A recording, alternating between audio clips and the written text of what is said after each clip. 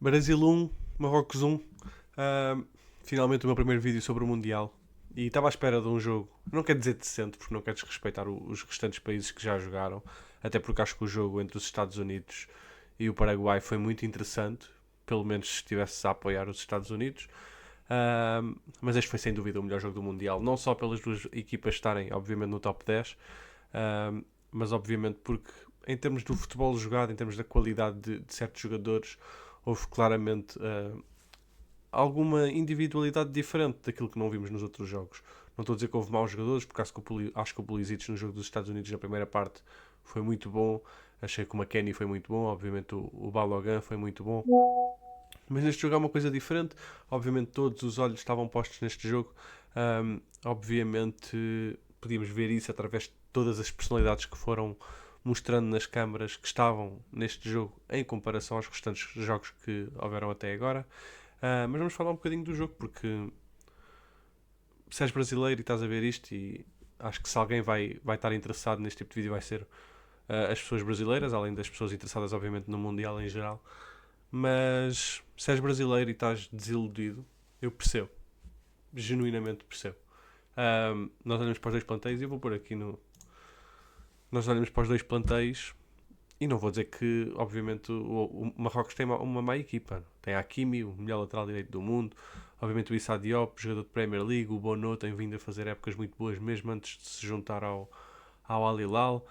O Brahim Dias, sabemos que pela seleção, apesar de todo o escândalo do penalti na AFCON, sabemos que ele pela seleção é diferente. O Saibari fez uma grande partida. O Mazraoui teve muito bem. O El Ayanusi muito bem. Mas olhamos para as duas equipas e as únicas coisas em que Marrocos é realmente melhor, em termos individuais, é os dois laterais.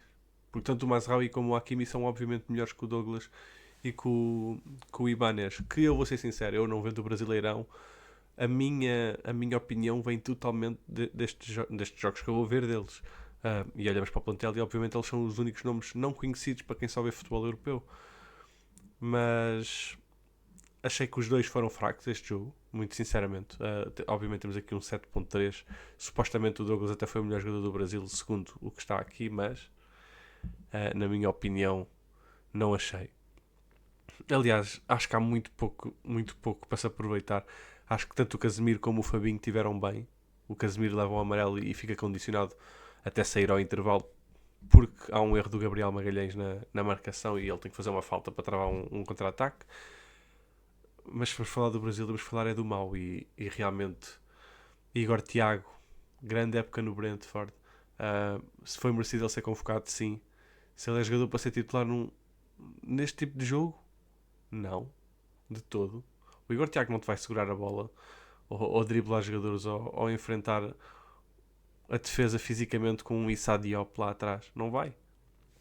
Ahm, Achei que o Paquetá foi abismal, sem ser aquele remate de primeira, que obviamente ainda no fim da primeira parte, para a defesa do Bono, achei que ele não fez nada ao jogo todo. Aliás, fez maus passes. A quantidade de perdas de bola que o Brasil teve durante a partida toda, mas principalmente na primeira parte, quando há um certo domínio de Marrocos nos primeiros 20, 25 minutos, até ao gol.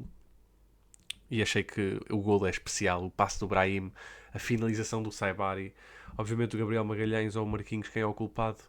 Acho que há uma certa culpa nos dois, mas eu me punha mais no Marquinhos neste caso. Um, Achei que o Marquinhos em geral até teve melhor que o Gabriel este jogo, mas achei que no caso do gol de Marrocos, acho que é o Marquinhos que tem que fechar o jogador que está a fazer o cruzamento para o meio. Um, Bruno Guimarães, sou muito fã dele. Quem vê os meus vídeos da Premier League sabe que eu sou muito fã do Bruno Guimarães. Sabe que eu gostava muito do Paquetá. Sabe o quanto eu falei do quão bom o Igor Tiago foi esta época. Vinícius, fora o golo, invisível. Não faz nada no campo. Nada. E eu consigo perceber as frustrações com o Vinícius, porque o golo é muito bem feito, tanto por ele como pelo Bruno Guimarães. Dois jogadores que eu acabei de criticar. Mas fora isto, foi mesmo muito mau, porque o Vinícius não conseguia forçar um para um, até porque era sempre marcado em dobro, não é? Sempre duas pessoas em cima dele quando ele recebia a bola. Um, mas o meu problema nem é esse. O meu problema com o Vinícius é não faz um mínimo de pressão, não tem um mínimo de esforço pela equipa. Um, E para mim, quando eu estava a ver, e o Rafinha também não teve um jogo nada de especial, mas vou comparar os dois nesse sentido. Nós vemos aos 60, 70, 80 minutos um Rafinha a fazer pressão no guarda-redes, a fazer pressão nos centrais, a fazer pressão no lateral, a aparecer à direita, à esquerda, a aparecer lá atrás, a aparecer no meio campo. E o Vinícius tem no máximo 3 vezes em que ele vem ao meio buscar jogo ofensivamente e defensivamente é zero. Muitas vezes vemos o Vinícius só a andar. É triste. Ahm, não sei, para mim a outra grande crítica é obviamente para o Ancelotti.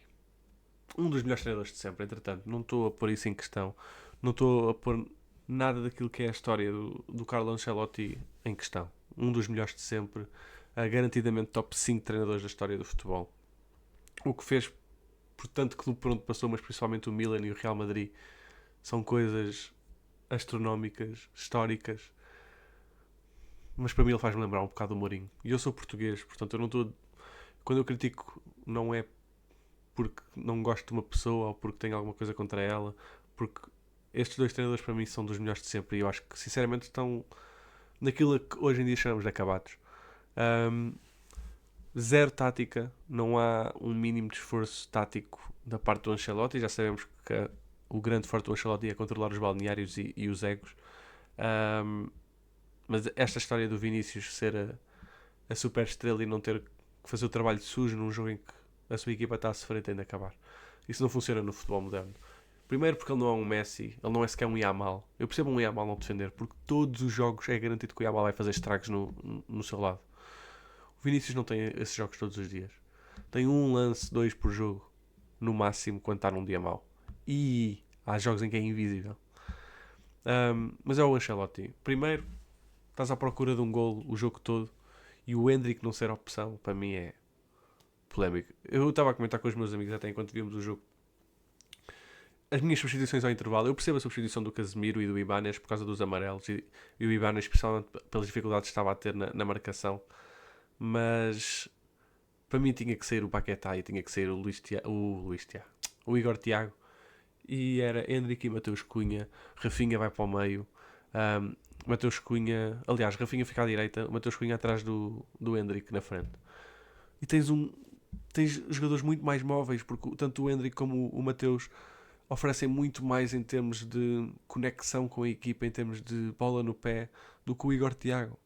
E achei que o Mateus Cunha, quando entrou por acaso, esteve muito bem. Outro jogador que se esforça muito no campo, esforça-se muito pela sua equipa, vem atrás, vai à frente, tenta driblar, tenta fazer coisas acontecer. E eu acho que isso é uma coisa que tem que ser valorizada. Mas não consigo perceber a entrada de Danilo no fim do jogo aos 80 minutos. O Bruno Guimarães estava a ter um jogo muito mauzinho. Mas naquela fase do jogo em que precisas de um golo é que vais decidir trocar o meio campo? Não, eu não consigo entender, não, lamento. Ahm, mas no fim de tudo, acho que é um resultado bom para o Brasil, consoante aquilo que aconteceu. Duas coisas do porquê. Primeiro, porque acho que Marrocos foi a melhor equipa durante os 90 minutos. Acho que, obviamente, há fases do jogo em que o Brasil está melhor, mas no cômputo geral, o futebol jogado, acho que Marrocos foi superior ao Brasil. Aliás, aqui podemos ver as estatísticas até. Obviamente as estatísticas são o que são, não valem tudo, mas refletem algumas coisas no jogo. E o XG prova que o Marrocos fez mais no jogo, mais remates também, mais chances criadas. E temos obviamente aquele fim de jogo em que o Alisson faz uma boa dupla defesa. Eu diria que a segunda já é mais porque ele não conseguiu agarrar a bola no primeiro, mas aquele remate de longe podia ter surpreendido e foi uma boa defesa do Alisson. Mas acho que é um bom resultado para o Brasil no fim de tudo, porque Marrocos para mim foi a melhor equipa em campo e eu estou a torcer pelo Brasil. Mas para mim foi Marrocos. E depois é outra coisa que é o segundo ponto que eu ainda não disse. Marrocos não é uma equipa qualquer. Considerando ou não, Marrocos é a melhor ou a segunda melhor equipa da África. Considerando ou não, por causa de toda a polémica do que aconteceu na AFCON, se foi Marrocos que ganhou, se foi o Senegal. Eu diria que o Senegal foi o justo vencedor daquela final. Mas Marrocos, sem dúvida, tem das melhores, é a melhor seleção africana, na minha opinião. Tem jogadores muito bons na equipa. E o que os destaca mais é que não há aqueles egos. O próprio Hakimi não tem um ego de ser a super estrela. O Brahim Dias talvez seja a estrela da equipa, mas o próprio Brahim Dias sabe que não é um Mbappé, sabe que não é um Vini, sabe que não é um jogador desse tipo de nível. Um, mas são jogadores com muita técnica, jogadores que se esforçam muito. O Brasil lidou muito mal com a pressão naqueles primeiros 20, 25 minutos que eu falei. Um, e Marrocos eliminou Portugal no último Mundial. A verdade é essa.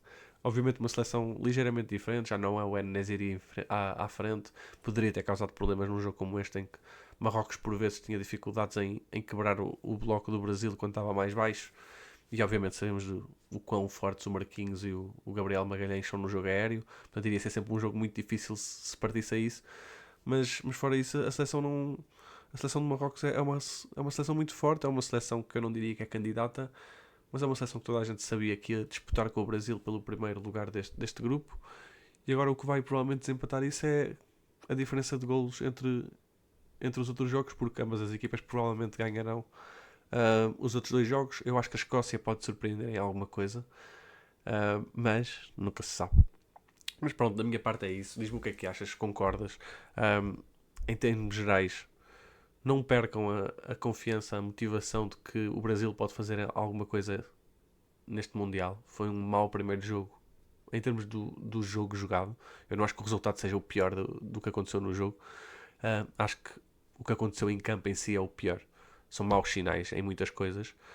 Mas é uma coisa que se pode desenvolver durante o campeonato, e já vimos equipas nestes torneios de seleções que são muito poucos jogos. Já vimos equipas que recuperam facilmente, depois da fase de grupos, uma certa motivação, e o meu país é o exemplo disso.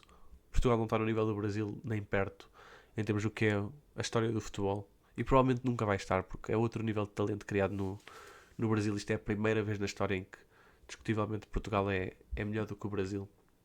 E é discutível, lá está, em termos de individualidade é muito discutível, não é mesmo?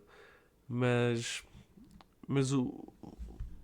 Portugal ganhou o seu único título em 2016 no Euro, tendo empatado os 3 jogos da fase de grupos. Uh, Nunca se sabe o que é que vai acontecer, a verdade é essa. E a verdade é que acho que vai haver mais coisas experimentadas. Acho que a experiência do Igor Tiago não foi bem sucedida. Acho que vamos ver Mateus Cunha provavelmente a ser titular nos próximos jogos. E acho que o Endrick tem que ser utilizado. Tem que ser mais utilizado, até porque teve bons jogos de preparação. E é isso. Diz-me o que é que achas mais uma vez. Deixa um gostezinho se gostaste do vídeo. Se não concordo com alguma coisa, isto é apenas a minha opinião pessoal. Isto é futebol, cada um vê o que vê. Se tu achas que alguém que eu achei que teve mal, se achas que teve bem, tudo bem. Não, para mim não há problema nenhum. Mas é isso.